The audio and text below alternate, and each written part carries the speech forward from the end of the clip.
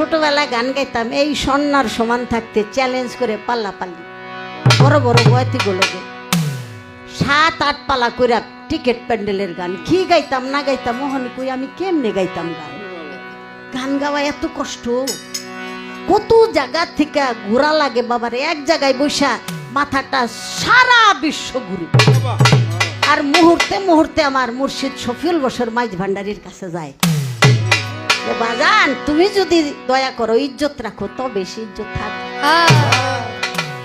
আমি তো আমার মুর্শিদের নগদ পাই, আমার মুর্শিদ নাই এই কথা কইতো আমার শরম করে যে আমি মুর্শিদরে কিল্লিগা মরা বানাবো করেন। অনেক কিছুই আমার লগে মিশে না, কিছু গদে বান্ধা এক গেমি গান আছে, মাতা নাই রে পিতা নাই রে কার আসিল কবে, এই কথা কইয়া কান্দান লাগবে আর গুতাগুতি করা লাগবে।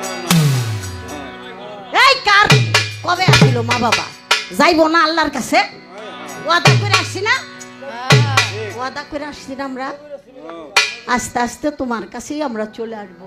কি কুল্লে নাফসিন যায়কাতুল মউত, প্রত্যেকটা প্রাণীর মৃত্যুর স্বাদ গ্রহণ করতে হবে। এই যে কান্দাকাটি করেন, মা নাই বাপ নাই থাকলে কি করতেন, কি বুড়া হইয়া বিছানায় আজ্ঞা মুইতা পরে ফালাই দিয়েতেন সালাই বাইন্দা জঙ্গল ভালো।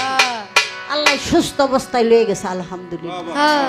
মালিক আমার মা বাবারে তুমি তোমার দয়ার কুলে ঠাই দাও, এর চেয়ে বড় আর কি থাকতে পারে বাবা। আমার মা ফাতেমা জননী মাত্র 18 বছর 28 বছর বয়সে দুনিয়া থেকে বিদায় নিয়েছে।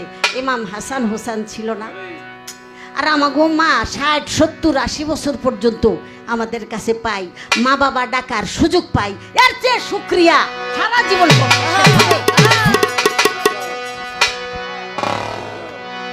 সারা দিন গুরু গুরু কইয়া পরে মা নাই বাপ নাই, মানে এই বুঝটাই আমার ভিতরে। যার সাথে নাই